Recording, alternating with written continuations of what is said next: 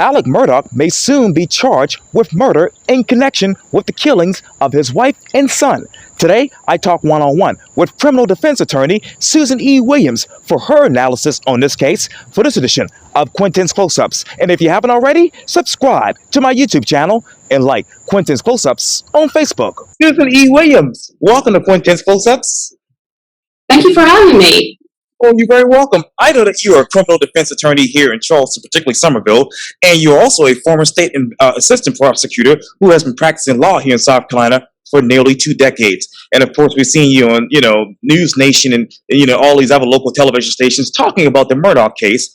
And this is coming from Fitz News as of right now. It says this: investigators and prosecutors leading the double homicide inquiry at the heart of the Murdaugh murder crime and corruption saga are said to be moving forward with murder charges later this week. And according to Fitz News, they say, quote, "If our sources are correct, the evidence they are relying upon will, as expected, implicate disgraced 53-year-old attorney Alec Murdaugh in the brutal slayings of his wife and younger son last spring, that is, marking a major milestone in what Fitz News is arguably saying the highest profile criminal case in South Carolina's history."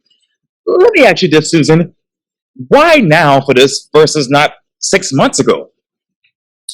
Quintin, I think that answer is that the entire nation is watching. This is a very, as Fitz News would say, a very big deal.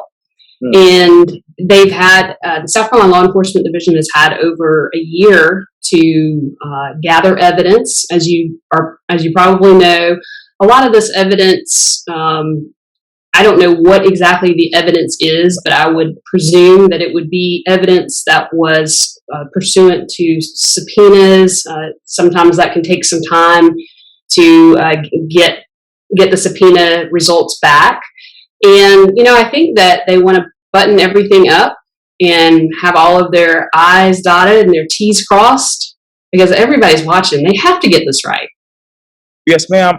And I know that obviously before this particular news that is was broke, they actually went down to the family, SLED that is, and spoke to them and say, hey, listen, we're going to be charging Alec potentially with these murder charges because, he may be the prime suspect allegedly in this particular case.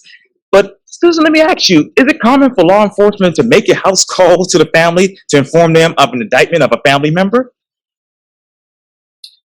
Well, Quintin, it depends on which family members we're talking about. Because in this case, if what they're saying is true, then the family members that were notified are the family of the defendant as well as the family of the victim.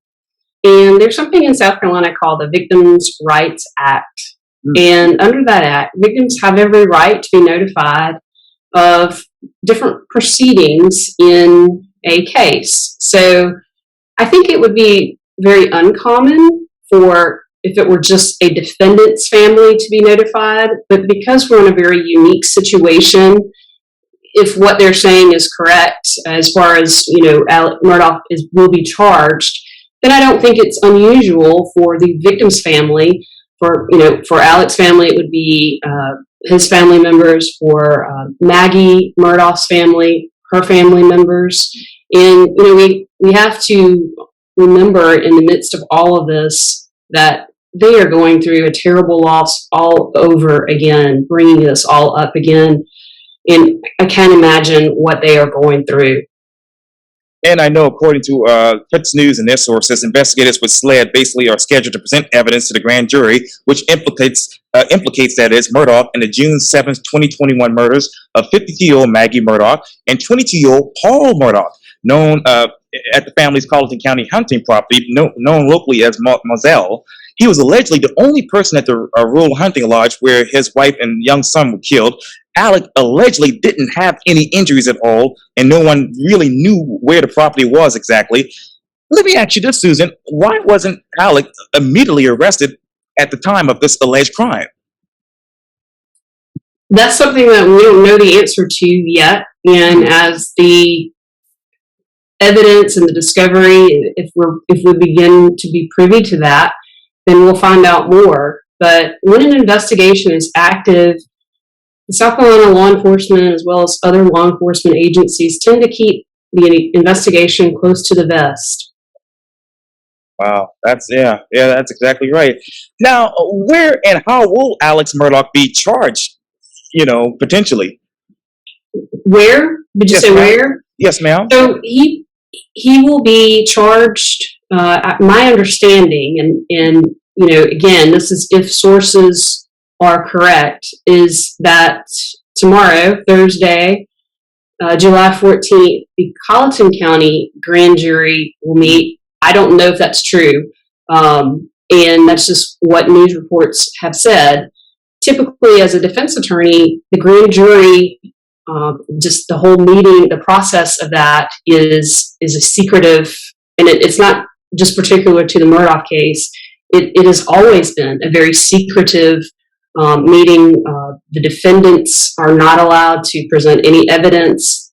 It is a little bit confusing because grand jury sounds like there's going to be some sort of jury trial, but that's not to be confused with a jury trial. A grand jury is a secretive meeting of 18 anonymous folks that have been selected to participate in this group, and the state will present their case. And again, this is not the same thing as a trial. It simply gets over the probable cause hurdle, and an arrest warrant will be next, and that would be called a true bill, or it would be no bill, and the grand jury finds there isn't enough evidence.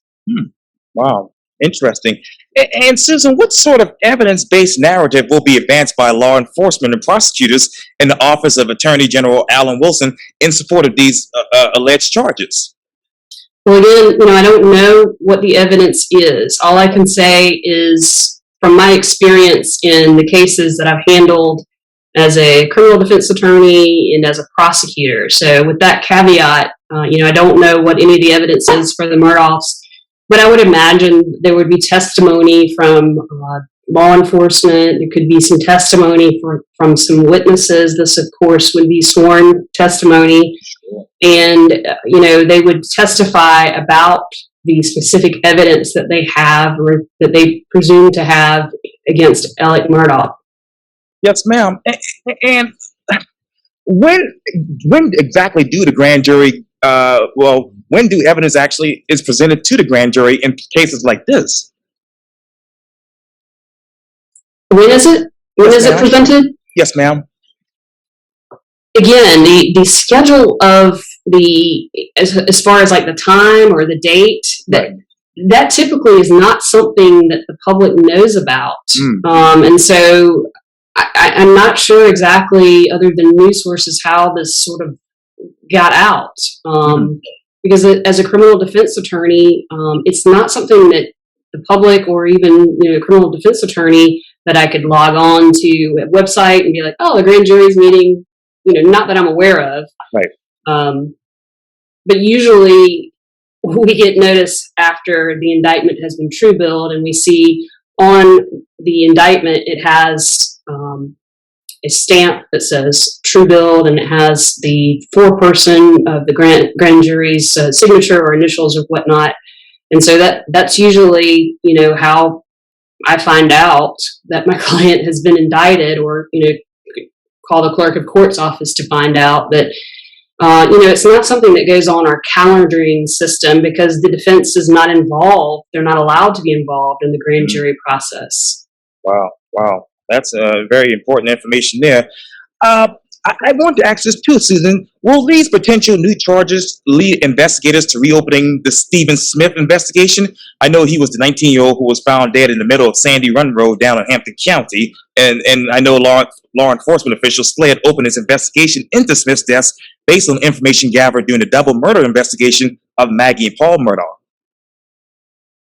So we just passed the 7-year anniversary of the passing of Stephen Smith. And, as you know, he was found dead in the middle of that country road, and his mother, Sandy Smith, has been advocating for years since his death that she does not believe that it was a hit and run, as law enforcement, concluded. So if the reports are true that case is being opened up, reopened and re-examined, then perhaps the truth, whatever that may be, whatever it is, that's the point of justice, so that the truth can be found. And whether it's what was found previously or something new comes about remains to be seen.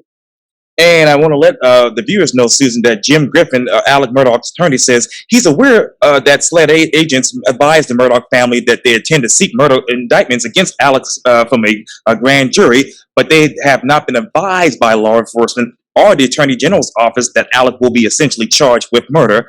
He didn't have any further comment beyond that.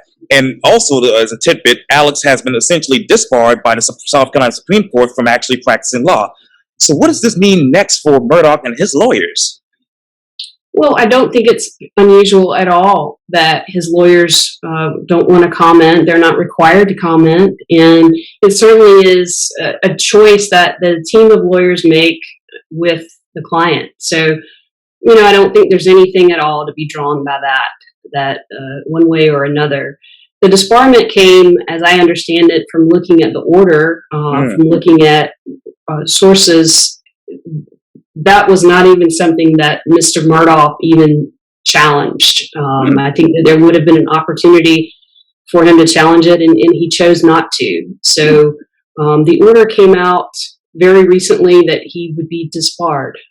Wow. To be continued. Well, it's criminal defense attorney Susan E. Williams. Thank you for your time, and again, welcome back to Quintin's. Welcome to Quintin's Close-Ups, and I hope to have you back on soon. Thank you, Quintin.